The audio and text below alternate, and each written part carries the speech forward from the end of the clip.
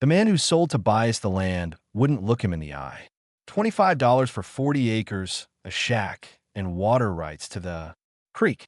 The man's hand shook when he took the money. He said something under his breath that sounded like a warning. But Tobias didn't ask him to repeat it. By the time Tobias turned around, the man was already halfway down the road, moving faster than someone his age should. That was 3 days ago. Now Tobias stood at the edge of his new property, staring at something that made no sense. 3 women in his creek, and they had no idea he was watching. The shack looked worse than Tobias remembered. The roof sagged in the middle, and the door hung crooked on its hinges. He dropped his pack on the porch and wiped the dust from his face.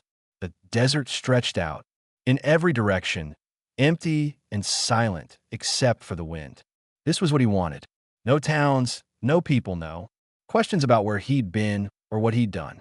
He walked toward the creek to fill his canteen. The sound of water reached him first, then something else. Laughter, soft and careful like it wasn't meant to travel far. Tobias stopped. He moved behind a cluster of rocks and looked down at the water. 3 women stood in the shallow current. Their skin caught the afternoon light, bronze and smooth. Long, dark hair clung to their shoulders and backs. They spoke to each other in a language Tobias didn't understand. Their voices, low and quick. The oldest one turned her head suddenly, scanning the horizon. Her eyes moved over the rocks where Tobias crouched, but she didn't see him. Not yet. His heart pounded. This was his land, his creek. But something about the way they moved told him they'd been here longer than 3 days, longer than 3 weeks. Maybe. They knew the stones beneath the water, the best place to stand where the current wasn't too strong. They weren't visitors. They lived here. Tobias stayed low and backed away from the rocks. His mind raced. The man who sold him the land knew. That's why he ran. That's why he wouldn't look Tobias in the eye. $25 wasn't a bargain. It was a problem, handed off to someone stupid enough to take it. He reached the shack and sat on the porch, staring at the door that wouldn't close properly. He thought about leaving, saddling his horse, and riding back the way he came. But he'd spent everything he had on this place, every last coin, and he was tired. So tired of moving. The sun dropped lower and the light turned gold. Tobias heard, then before he saw them, footsteps. 3 sets moving carefully through the brush. He stood and turned. They appeared at the edge of the clearing, dressed now in simple cotton dresses that had been mended more than once. The oldest one walked in front. Her eyes locked on Tobias, and her hand moved to something at her side. A knife, small, but sharp. No one spoke. The silence stretched between them like a rope pulled tight. Tobias kept his hands visible away from his belt. The woman studied him with an intensity that made his skin prickle. She said something to the others without looking away from him. The youngest one took a step back. The middle one stayed still. Tobias opened his mouth to speak, but the woman raised her hand. She pointed at the shack, then at him, then back at the shack. The message was clear. This isn't yours. You don't belong here. But he did. He had the deed in his pocket. He'd paid for this land. And now he was standing in front of 3 women who looked at him like he was the intruder. The oldest one took a step forward. Her jaw was set and her eyes didn't blink. She spoke in broken English, each word deliberate and hard. You leave now. Tobias didn't move. He couldn't. Not because he was brave, but because he didn't know what else to do. And in that moment, he realized the man who sold him this place hadn't just sold him land. He'd sold him a war he didn't understand, one that was about to start whether he wanted it to or not. Tobias pulled the folded paper from his pocket and held it up. The deed, his name written in ink that was barely dry. The woman's eyes dropped to the document, then back to his face. Her expression didn't change. She said something sharp to the others in their language, and the middle one moved closer to her side.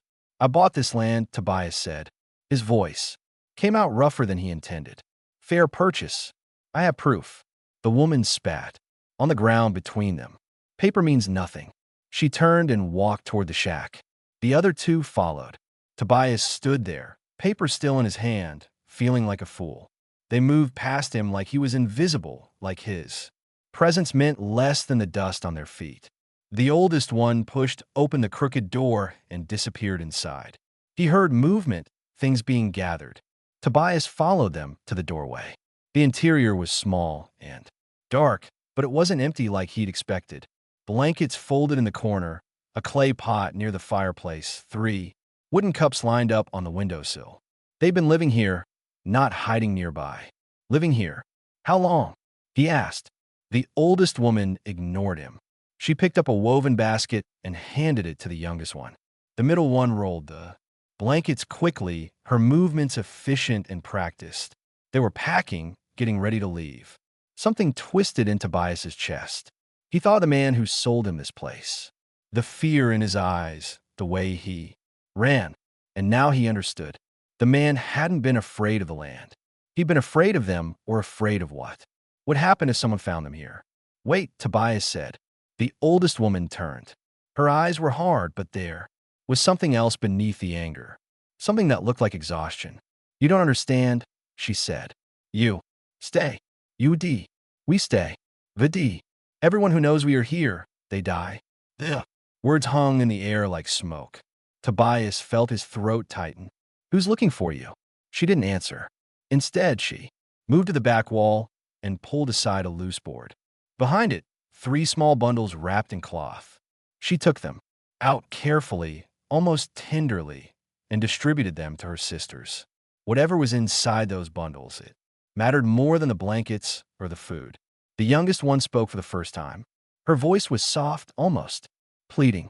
Talitha, maybe he can help. The oldest one, Talitha, snapped something back. The girl flinched but didn't look away. No one helps, Talitha said in English, her eyes still on her sister. No one ever helps. Tobias stepped inside the shack. All 3 women tensed. Talitha's hand moved to the knife at her belt. He raised his hand slowly. I'm not going to hurt you. That's what they all say. The middle sister put a hand on Talitha's arm. She said something quiet, something that made Talitha's jaw clench. Then the middle one looked at Tobias. Her eyes were different from her older sister's. Less guarded, more searching. 3 men came through here 6 days ago, she said. They asked about Apache women. They had rifles. They said there was a reward. Tobias's stomach dropped. A reward for what? The youngest one looked at the floor. Talitha's face went cold as stone. The middle sister held his gaze. For bringing us back, dead or alive. The words settled over the room like a blanket soaked in ice water. Outside in the distance, Tobias heard something. Hoof beatots. More than one horse coming. Fussed. All 3 women heard it too. They froze, their bodies coiled like springs. About to snap, Talitha moved to the window and looked out through a crack in the boards. When she turned back, her face had gone pale beneath the bronze of her skin. They found us, she whispered. Tobias moved to the window. 3 riders approached from the east, kicking up dust that caught the late afternoon sun. They rode with purpose, not leisure. One of them pointed toward the shack. Talitha grabbed her sisters and pushed them toward the back wall. Go! Through the gap in the boards. Run to the rocks. The youngest one, Kiona, shook her head. We can't leave you. Go! Talitha's voice cracked like a whip. The middle sister, Naeli, pulled Kiona toward the back. Tobias heard boards scraping, then footsteps disappearing into the brush behind the shack. Tha stayed. She pulled the knife from her belt and held it low against her leg. You should go too, Tobias said. She looked at him like he was simple. They saw smoke from the fire yesterday. They know someone is here. If no one answers, they will search. They will find my sisters. She moved toward the door. I will tell them I am alone, that I am leaving. They won't believe you. They don't have to believe me. They just have to chase me instead. Tobias's mind raced. The deed in his pocket felt like it weighed 100 pounds. This was his land, his property. He could walk out there right now and tell them he just arrived. Tell them he didn't know anything about Apache women. They might believe him. They might leave. And then what? They'd come back. They'd keep searching. They'd find the sisters eventually. He thought about the man who sold him this place. The way his hands shook, the warning Tobias hadn't bothered to understand. That man had made a choice. He'd chosen himself, his safety, his peace, and it had eaten him alive. The hoof beats grew louder. Titha reached for the door handle.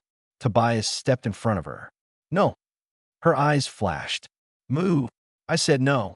He looked down at her, and for the first time since he'd arrived, he felt something other than confusion. He felt certainty. You're not going out there alone. This is not your fight. It is now. Before she could argue, Tobias opened the door and stepped outside. The three riders pulled their horses to a stop 20 feet from the shack. The one in front was thick-shouldered and sunburned with a beard that hadn't been trimmed in months. The other two were younger, leaner brothers, maybe. They all carried rifles across their saddles. The bearded man looked Tobias up and down. Didn't know this place was occupied. Just got here, Tobias said. His voice was steady, but his heart hammered against his ribs. Bought the land 3 days ago. The man nodded slowly. See, anybody else around? Women, maybe 3 of them, Apache. Tobias shook his head. Been alone since I arrived? The man's eyes drifted past Tobias to the shack. Mind if we take a look inside? I do mind. The temperature dropped. The 2 younger men shifted in their saddles. The bearded man's expression didn't change, but his hand moved closer to his rifle. That's interesting, he said, because the man who sold you this place, he told us some things. Said, there were women here, said he sold the land cheap just to be rid of the problem. He leaned forward. So I'm going to ask you again, and I want you to think real careful before you answer. Have you seen 3 Apache women? Behind Tobias inside the shack, he heard the faintest sound, a board creaking. Talitha, moving toward the door. The bearded man heard it too. His eyes narrowed. Sounds like you've got company after all. The man reached for his rifle. Tobias's hand dropped to his belt where his revolver sat heavy and cold. Everything that happened next would depend on the next 5 seconds. And Tobias knew with absolute clarity that whatever choice he made right now would change everything. There would be no going back, no peace, no isolation. The bearded man's fingers touched the rifle stock. Tobias pulled his revolver and fired into the air. The shot cracked across the desert like thunder. All 3 horses reared. The younger men fought to control their mounts, cursing and gripping the reins tight. The bearded man's hand jerked away from his rifle. Next one goes. Lower, Tobias said. His voice was cold, steady. Get off my property. The bearded man's face flushed red. You're making a mistake. My land, my business. Leave. For a long moment, nobody moved. The horses stamped and snorted, still nervous from the gunshot. The bearded man's jaw worked like he was chewing something bitter. Finally, he straightened in his saddle. You know what you're protecting? He asked. You know what they did? Tobias didn't answer. Didn't lower the gun. The bearded man spat in the dust. There was a trading post 2 days north of here. Owner found dead, throat cut, money gone.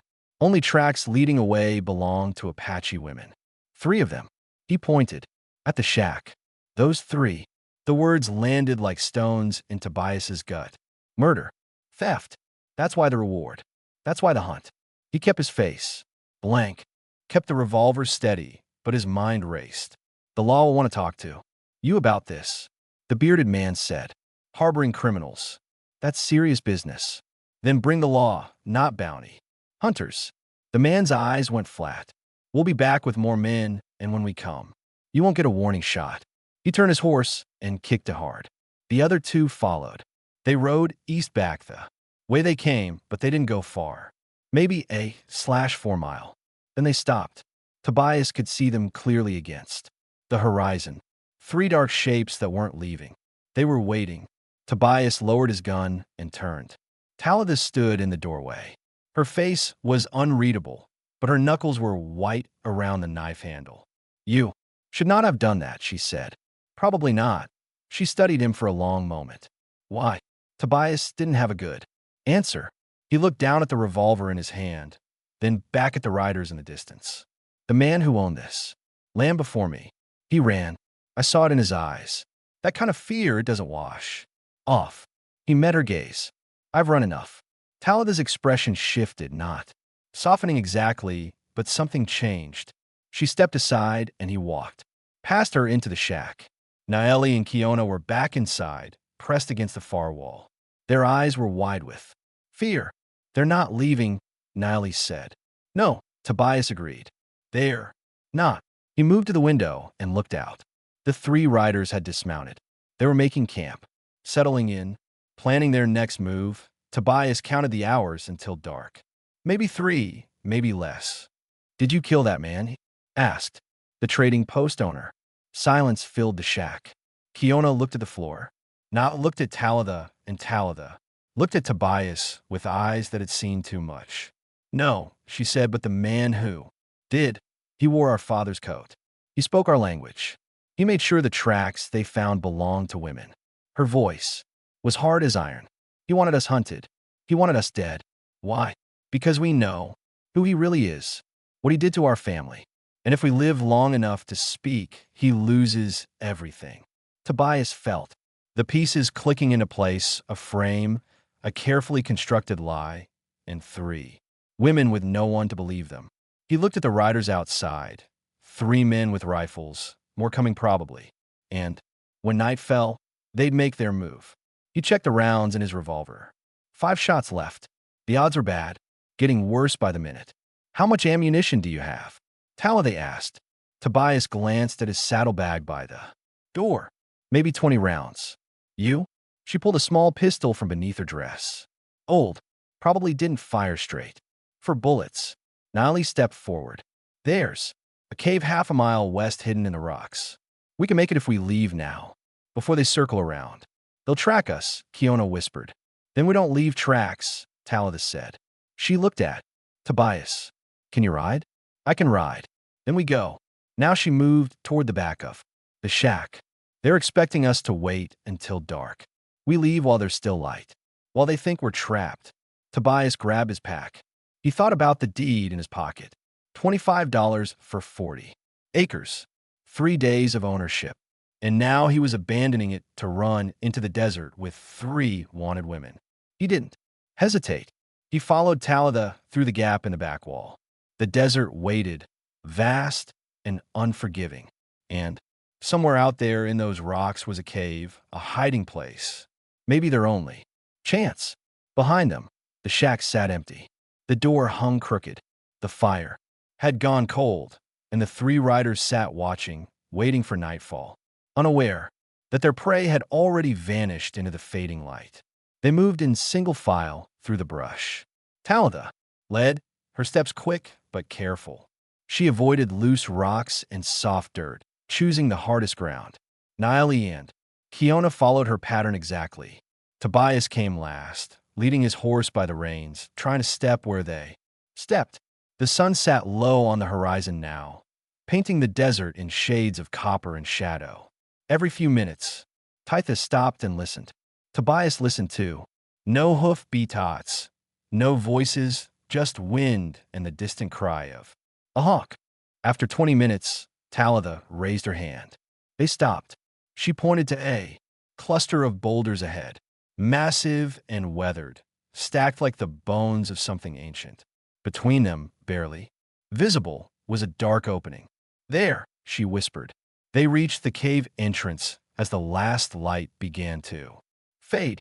It was narrow, forcing them to duck and turn sideways. Tobias tied his horse to a scrub bush outside where it could graze but not be seen from a distance. Then he squeezed through the opening after the others. Inside, the cave opened into a small chamber. Smooth walls, dry floor, high enough to stand. Cool air that smelled of stone and dust. Naeli pulled a candle from her pack and lit it. The flame pushed back the darkness, revealing old marks on the walls, handprints, symbols. People had sheltered here before. Kiona sank to the floor and wrapped her arms around her knees. Her hands were shaking. Naeli sat beside her and spoke softly in their language. Talitha moved to the entrance and looked out, watching the desert turn from gold to gray. Tobias set his pack down and checked his revolver again. Still 5 rounds. He needed to make everyone count if those men found them. "How long can we stay here?" he asked. Talitha didn't turn. until they give up or until we die of thirst, whichever comes first.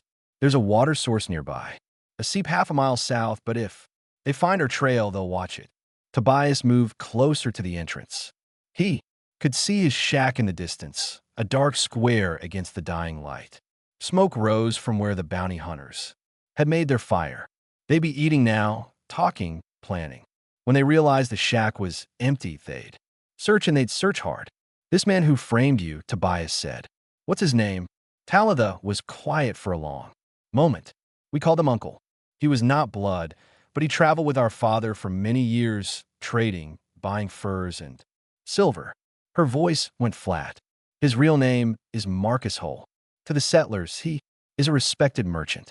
To us, he is a thief and a killer. He killed your father. He killed our whole family. Talitha's hands clenched into fists. Our father discovered Marcus had been cheating the people they traded with, taking more than agreed, paying less. When our father confronted him, Marcus waited until they were alone. Then he shot him, made it look like a robbery. She turned to face Tobias. We saw it happen. We were gathering water at the creek. We heard the shot. We ran. And he's been hunting you since. He cannot let us speak. If we tell what we know, his business collapses. His reputation. Dees. Maybe he hangs. Talitha's eyes burned in the candlelight. So he invented a story. 3 Apache women, savages, murderers. He made sure the evidence pointed to us. And now there's a reward. Every hunter and desperate man between here and the territories wants that money. Tobias felt anger rising in his chest. Not the hot kind, the cold. The kind that made men do dangerous things. You have proof? Something that proves he's lying? Naeli spoke from the floor. Our father kept a ledger. Every transaction, every payment, it shows what Marcus really did. The real numbers. Where is it? Hidden? Talitha said, in a place Marcus cannot reach, a place he does not know about. Then we get it. We take it to someone who can read it. Someone with authority. Talitha laughed. But there was no humor in it. You think anyone will believe us? 3 Apache women against a white merchant. Even with proof, they will say we forged it. They will say we lie. Not if I testify too. The cave went silent. Kiona looked up. Naeli's eyes widened.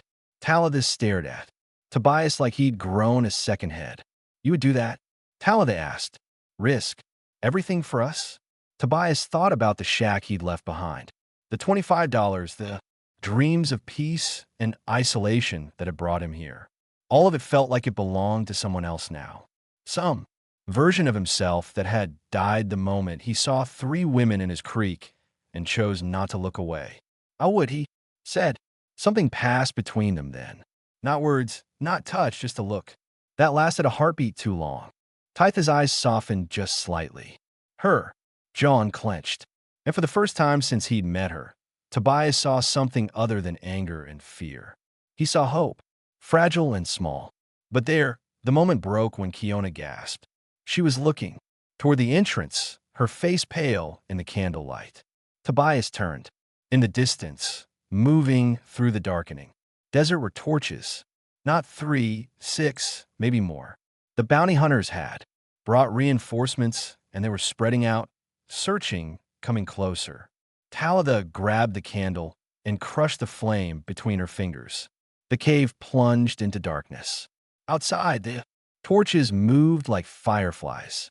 Hunting, patient, inevitable. They know we're out. Here, Naeli whispered. No one answered because everyone knew it was true. The cave wouldn't hide them forever.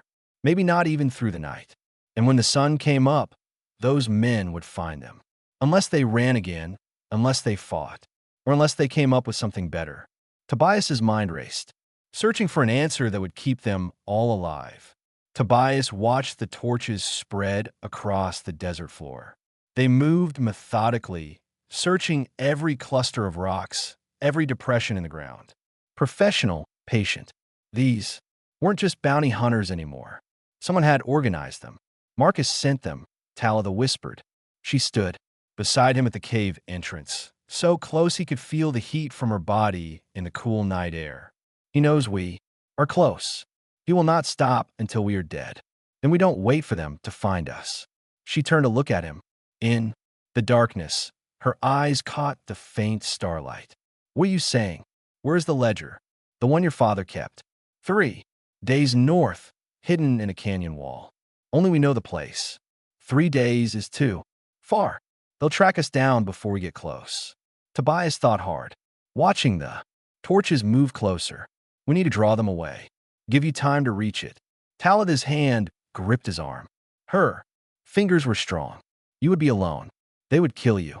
Not if I'm smart about it. He pulled his horse's reins. For where he tied them, I ride east. Make noise. Leave an obvious trail. They follow me. You 3 go north fast and quiet. New York moved to the entrance. That is suicide. It's a chance. Better than sitting here waiting. Tobias checked his revolver again. 5 shots. I'll lead them in circles by you. Maybe a day, maybe 2 if I'm lucky. And when they catch you. Kiona's voice was small in the darkness. Tobias didn't answer that. He didn't have a good answer. Talitha stepped in front of him. She was shorter, by half a foot, but in that moment, she seemed to fill the entire space. No, we do not separate. We run together or we die together. That's not a plan. That's just dying slower. I will not let you sacrifice yourself for us. It's not a sacrifice if it works. They stood facing each other, neither backing down. The air between them felt charged, heavy with things neither of them knew how to say. Behind them, Niall and Kiona exchanged a glance. Finally, Talitha spoke. Her voice was softer now. You do not owe us this. I know. Then why? Tobias thought about the answer. About the years he'd spent drifting. About the emptiness that had driven him to buy a piece of desert for $25. About the moment he'd seen 3 women in his creek and felt something in his chest crack open. Because I'm tired of running from things that matter, he said. Something shifted in Talitha's expression. The hardness in her eyes gave way to something vulnerable, something that made his throat tight. She reached up and touched his face, her palm rough against his cheek. The gesture lasted only a second, but it said more than words could. There is another way, Niall said suddenly. The seep, the water source south of here. They will have to water their horses eventually. If we reach it first, we can see them coming. Maybe slip past while they're distracted. Tobias considered it. How far? 30 minutes on foot. Less if we hurry. And if they're already there, Niall's jaw said, then we fight. It wasn't a great plan, but it was better than waiting. Tobias nodded. We move now. Stay low. No talking once we leave. The rocks. They gathered their things quickly. Talitha distributed what little food they had. Kiona filled their water. Skins from what remained. Niall checked the small pistol one more time. For bullets. 9 shots total between all of them. Against 6 men, maybe more. Tobias led his horse through the narrow cave entrance. The night air hit his face. Cool and dry. The torches had moved closer. 2 were less than a quarter mile away, sweeping back and forth across the desert floor. He could hear voices now, faint but distinct. They were calling to each other, coordinating their search. Talitha touched his shoulder.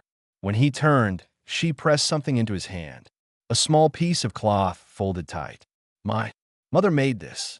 My father carried it every day. It reminded him what he was fighting for. Her voice caught. But in the end, even that was not enough to save him. Tobias unfolded it. A simple design, geometric patterns, nothing special, but the way Talitha looked at. It made it sacred. He started to give it back. Keep it, she said, so you remember what you are protecting. He tucked it into his pocket next to the deed that had brought him here. 2 pieces of paper, 2 different futures. Only one would survive the night. They moved south in a tight line. Tobias went first, with the horse testing the ground. The women followed their footsteps, silent as shadows. Behind them, the torches swept closer. Ahead, somewhere in the darkness, was water and possibly more men. With guns, the desert stretched out endlessly in every direction. Beautiful and merciless. Tobias thought about his father, who had once told him that a man's character wasn't measured by the choices he made in comfort, but by what he did when every option led to suffering. He understood that now. A shout cut through the night. Behind them, one of the torches had stopped moving. Someone had found the cave, found their tracks.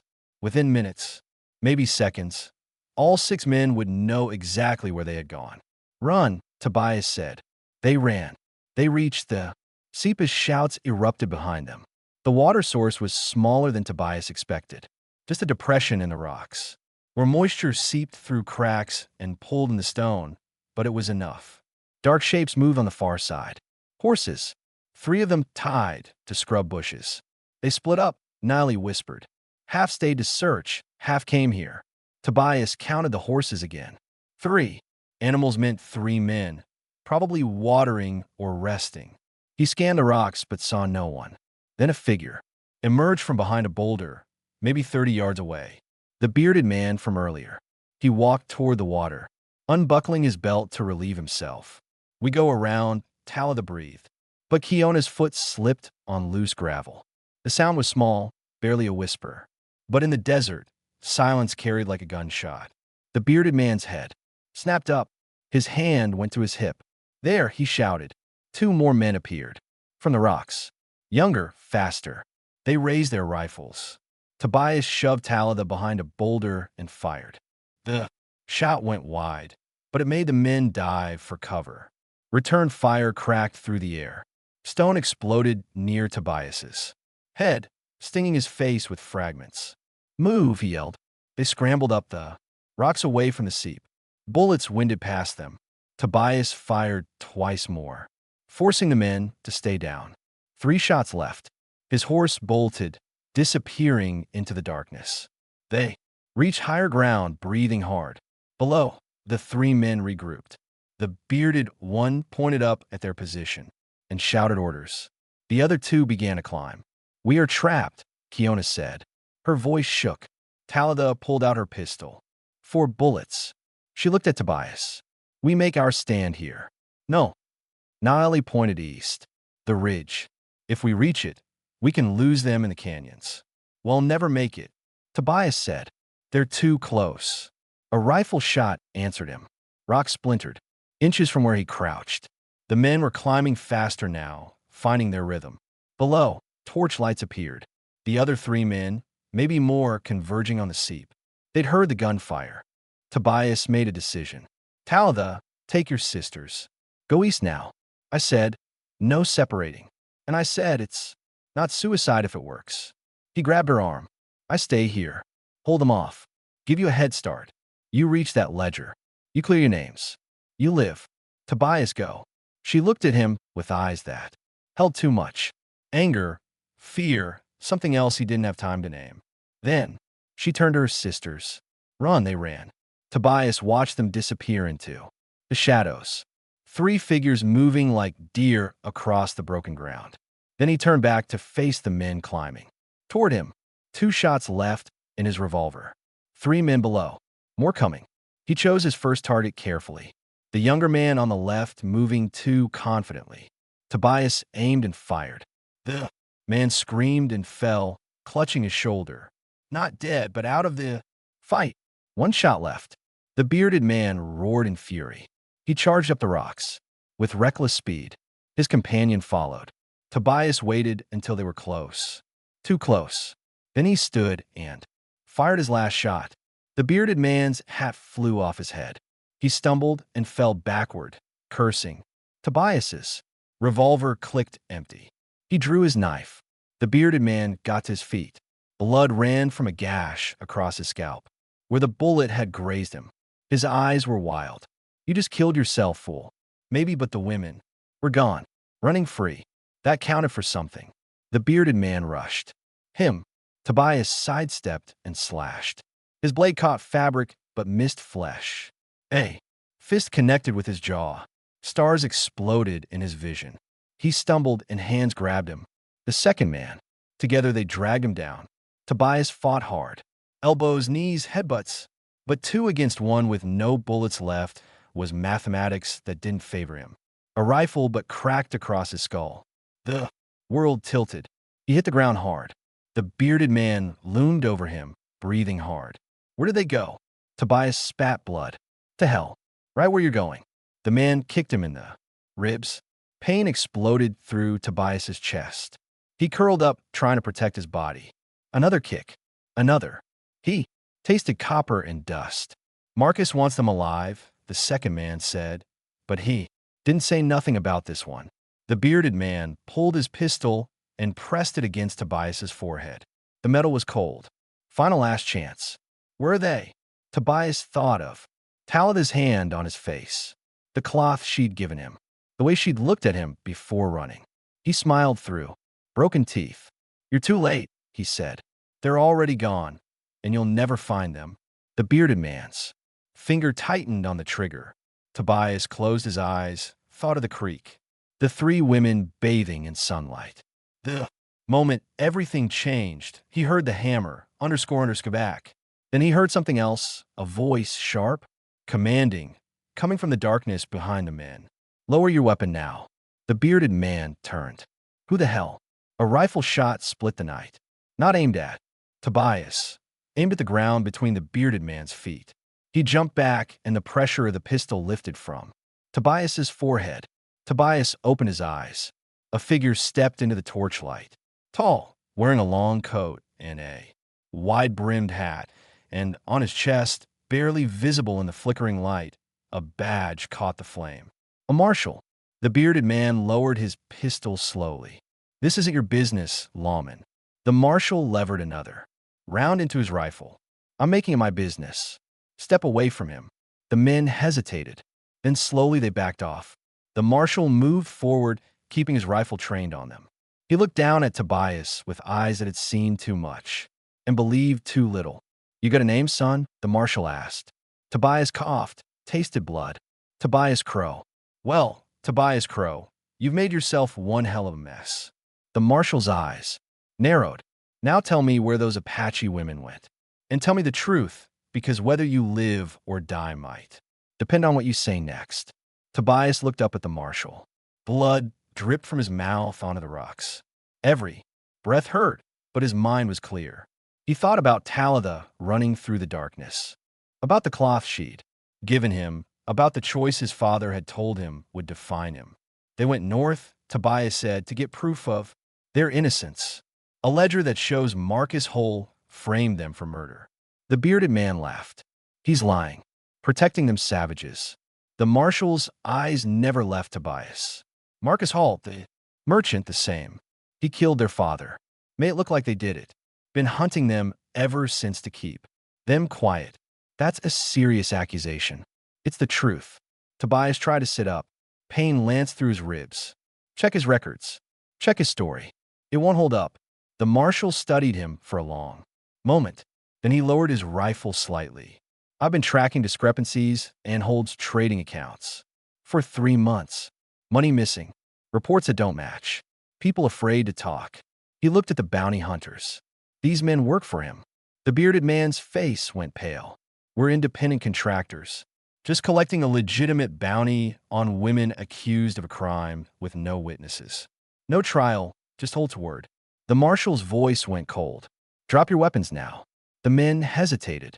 The marshal fired into the air. They dropped their rifles. 2 hours later, Tobias sat near the seat with his ribs wrapped in cloth torn from his shirt.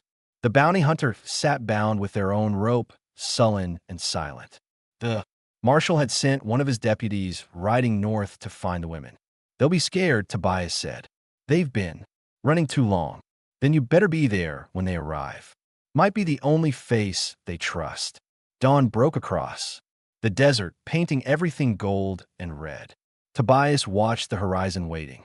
His body ached, but the waiting hurt worse. Then he saw them, for figures on horseback, 3 women and a deputy. Talitha rode in front, her posture tense and ready to run. When she saw Tobias, something in her face cracked. She kicked her horse faster. She dismounted before the animal fully stopped and ran to him. Her hands touched his face, his shoulders checking for wounds. You are alive. Barely. You fool. You beautiful fool. Her eyes were wet. We heard shots. We thought, I know. He caught her hand. Did you get it? Niley dismounted and held up a leather-bound book. Every transaction, every theft, all written in our father's hand. The marshal took the ledger and opened it. His expression grew darker with each page. This is enough. More than enough. He looked at the sisters. You three are coming with me, not as prisoners, as witnesses. And Marcus Hole, Taladay asked. I'll have him in custody by nightfall. The marshal was true to his word. 3 days later, in a town 50 miles south, Marcus Holt stood in front of a judge. The ledger lay open on the bench. Tobias testified. The sisters testified. Other traders came forward, no longer afraid to speak. The evidence was overwhelming. Marcus Hole was sentenced to hang for murder and fraud. He screamed his innocence until they dragged him from the courtroom. No one believed him. No one cared. The bounty was removed. The sisters' names were cleared. Official documents signed and sealed. For the first time in months, they could breathe without looking over their shoulders. Tobias stood outside the courthouse as the sun set. Thou found him there, her sisters. Beside her, Kiona smiled, genuinely smiled for the first time since he'd met her. Niley touched his arm in gratitude. What will you do now? Talada asked. Tobias thought about the shack, the creek, the land he'd bought for $25 and abandoned after 3 days. I suppose I should go back, see if there's anything left to rebuild. Talada looked at her sisters. They nodded. She turned back to Tobias. That land has a creek, a good place to build. Room for more than one shack. She paused. Room for 4 people, maybe if they wanted to stay. Tobias felt something warm spread through his chest. You sure? It's just desert and rocks and hard work. We have survived worse. Talada's hand found his. Her fingers laced through his. Rough and strong and real. And we have nowhere else to go. No family left except maybe you. If you will have us. He looked at the 3 women. At the hope in their eyes. At the future he hadn't known he wanted until this moment. Yeah, he said, I'll have you. 6 months later, the shack wasn't a shack anymore. For people had built it into something real, something permanent. The door hung straight. The roof didn't leak. Smoke rose from the chimney on cold nights. Tobias stood by the creek at dawn, watching the water flow. He heard footsteps behind him. Talada wrapped a blanket around his shoulders and leaned against him. They stood in silence, watching the sun paint the desert gold. He'd come here looking for isolation, for peace, for an escape, from a world that had disappointed him too many times. Instead, he'd found 3 women bathing in his creek. Found a war he didn't start. Found courage he didn't know he had. And he'd found home, not in the land, not in the shack, but in the people who'd chosen to stay, who'd chosen him the same way he'd chosen them. Not because it was easy, but because it was right. Thaw's hand squeezed his. The sun climbed higher. The desert stretched out forever. Beautiful and harsh and full of possibility. And for the first time in his life, Tobias Crow wasn't running from anything. He was exactly where he belonged. If you enjoyed this story, click the video on your screen now too. Watch another unforgettable tale from the American frontier, where courage and destiny collide in unexpected ways. Don't forget to subscribe and consider leaving a super chat to help us keep bringing you more stories like these.